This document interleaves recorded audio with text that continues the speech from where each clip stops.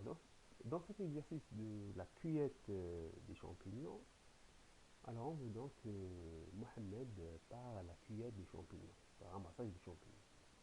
Donc, pour lui, donc il ne sait pas faire la différence entre un champignon comestible, hein, et un champignon toxique. Donc, on estime, on veut donc que la probabilité ou la proportion des champignons toxiques se trouvant dans les bois s'élève à 0,7. C'est-à-dire 70% des champignons se trouvant dans la forêt, hein, et ce sont des champignons toxiques. Premièrement, Mohamed ramasse 6 champignons au hasard. Calculez la probabilité qu'il ramasse exactement 4 champignons toxiques. Donc lui, il va ramasser 6. Donc, lorsqu'il va ramasser les 6, donc le premier ne dépend pas du deuxième. Donc le premier, ça peut être toxique ou non. Le deuxième, toxique ou non. Donc il n'y a pas une liaison entre les deux. D'accord. Donc là, on va dire quoi? On va supposer bien sûr que ce sont deux événements indépendants de l'un et de l'autre. C'est-à-dire l'événement B ne dépend pas de l'expérience A. L'expérience B est différente de l'expérience B. A. Ça veut dire que ce sont deux expériences différentes, donc sont indépendantes pour l'instant.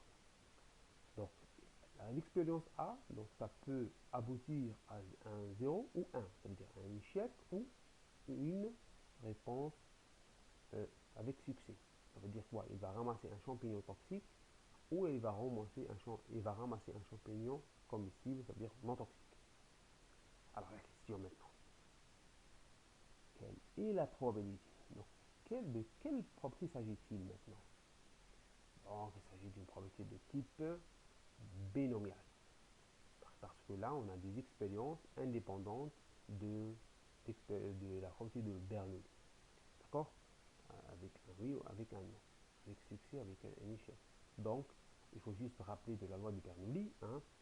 Donc, elle a le paramètre 6, n est égal à 6, et la probabilité donc, de 0,7 qui ramasse un champignon toxique. Donc, vous avez toxique. Donc, on sait qu'il y a 0,7 toxique. Très bien. Donc, la règle, donc, un petit rappel de la loi de Bernoulli, elle est là, binomiale. Pi de x est égal à k, donc k fixé, pi de x k, donc si k parmi n, de p puissance k, donc toujours aussi donc de succès lié avec le paramètre d'indépendant, donc k, donc toujours lié à le paramètre de succès k, donc d'avoir ramassé donc un champignon toxique, n moins p fois le a, c'est-à-dire n moins k, c'est-à-dire n moins k plus k, ça donne n expériences différentes.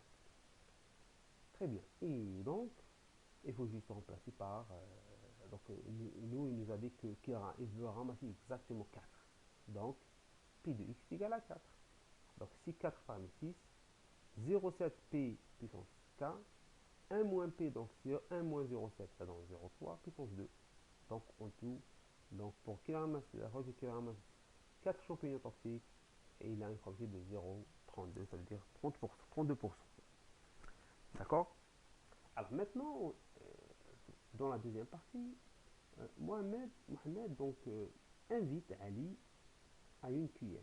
C'est-à-dire, pour qu'il ramasse les deux ensemble donc, dans les pots.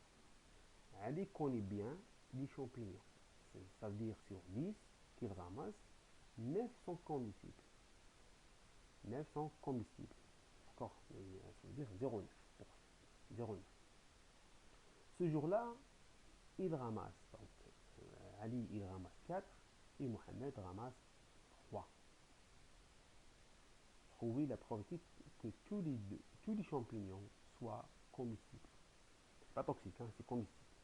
Alors, pour que tous les champignons soient comestibles, c'est-à-dire les champignons ramassés par Mohamed et les champignons ramassés par donc, donc, donc sachant donc chacun ramasse dans son côté, donc la recette qu'on cherche, c'est puis de champignons ramassés par Mohamed et les champignons ramassés par Ali. Sachant que les deux événements sont indépendants, Donc ce sera la multiplication. Ça veut dire la probabilité qu'il ramasse Mohamed fois la probabilité qu'il ramasse Ali. On va voir. Regardez un peu plus en détail. Voici donc la probabilité qu'il ramasse Mohamed, donc 3 combustibles, et celle que Ali ramasse. D'accord? 4. Donc ce sera la multiplication. Ça veut dire quoi? Ça veut dire, alors on commence par Mohamed. Donc la probabilité qu'il ramasse 3. Le premier, quelle est sa probabilité? Donc c'est 0,3. Parce qu'on a dit que Mohamed, Mohamed donc il connaît, euh, il a une probabilité de, je veux dire, 0,7. Lui, il ramasse au hasard. Donc il ne connaît pas donc il connaît pas les champignons. Donc il a, pour qu'il ramasse un champignon toxique, il a 0,7%. Pour un champignon non toxique, 0,3. Et il donne, donc c'est 0,3. On a dit qu'il ramasse 3, exactement 3, ce sera 0,3 fois 0,3 fois 0,3. Ce sera 0,3 puissance 3. Et Mohamed, donc Ali, il connaît bien donc, les champignons toxiques, donc les comestibles, donc il a une probabilité de 0,9. Donc 9 sur 10, 0,9. Donc 0,9, 4 fois, parce qu'il ramasse 4. 0,9 fois 0,9 fois 0,9 fois 0,9. Un peu plus en détail, on peut voir ici. Alors pour Ali, pour Mohamed, donc il a une probabilité donc, pour qu'il ramasse, on va dire, euh, 3 champignons, 3 champignons comestibles, ça veut dire aucun champignon toxique. D'accord? Parmi les 3. Ce sera donc là, j'ai gardé les mêmes lois de probabilité. Donc aucun, donc pas le X, ça, c'est par rapport au toxique. Hein, c'est sérotoxique. Parce qu'on a dit tous sont comestibles. D'accord? Voilà. Donc je peux faire comme ça. Hein. Donc aucun champignon toxique. Donc ce sera que des champignons comestibles. Et pour Ali, la même chose. D'accord? Aucun champignon toxique, 0.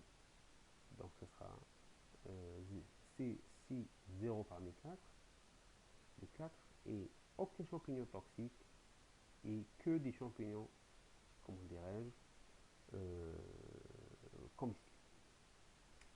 Très bien. Maintenant,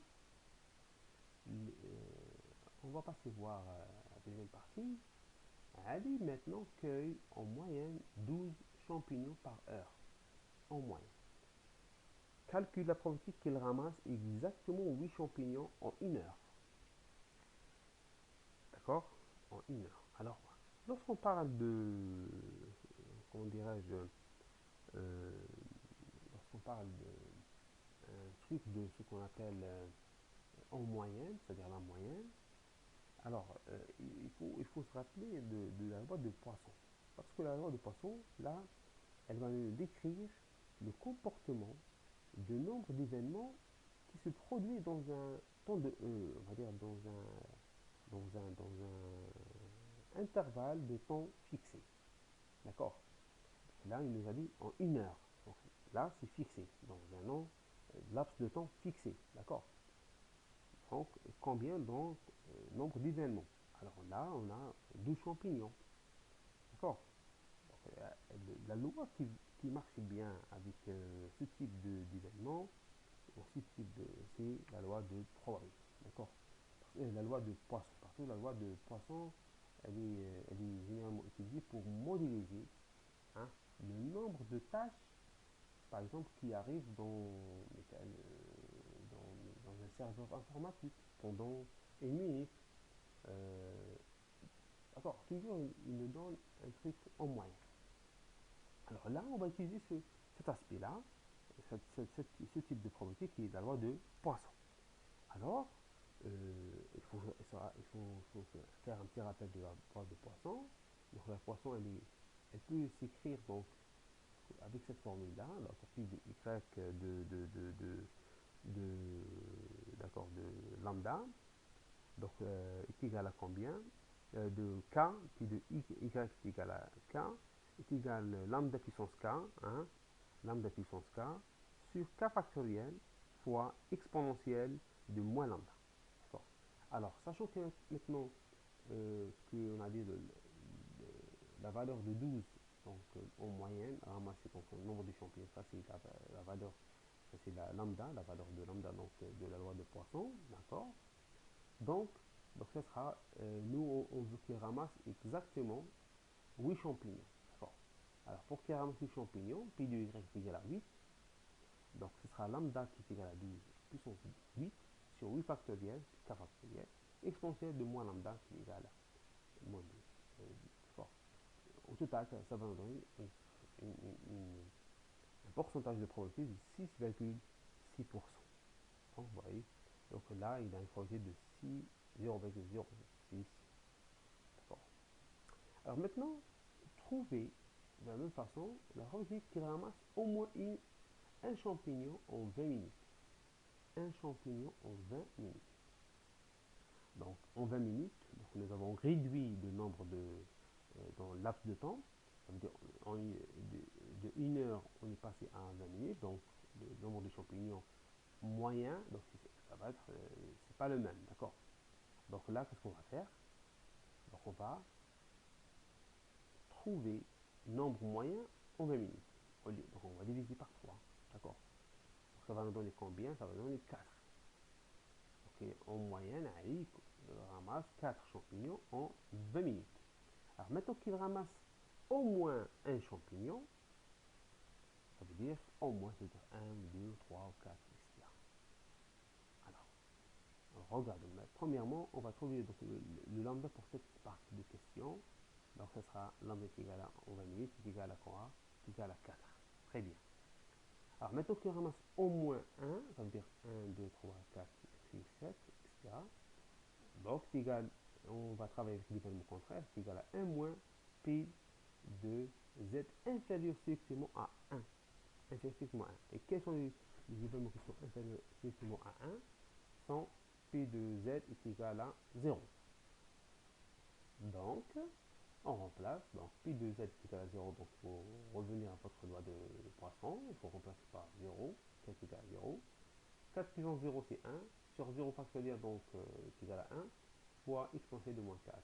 Donc vous avez donc une chance de, donc au moins ça veut dire 98%. D'accord, pour qu'il ramasse au moins un champignon en 20 minutes. Donc il a une forte probabilité. Là, vous pouvez travailler avec z puissance z supérieur ou égal à 1, ça veut dire 1 ou 2 ou 3 ou 4 ou 5 ou 6, etc. D'accord. Mais on ne va pas aller jusqu'à l'infini parce que regardez, la probabilité donc converge vers le 0. Regardez, une fois on dépasse la valeur 8. Hein. Regarde, si on va trouver une forte probabilité entre 1 et 2, 3, 4, 5, 6, 7. Et puis à partir de 8, vous voyez, donc 0,006. À partir de 9, ce sera 0,00 des chiffres, etc. Donc ça va converger. D'accord. Si vous calculez comme ça ou avec cette méthode-là, mais là c'est plus rapide et bien sûr c'est plus pratique. Bon courage pour la suite.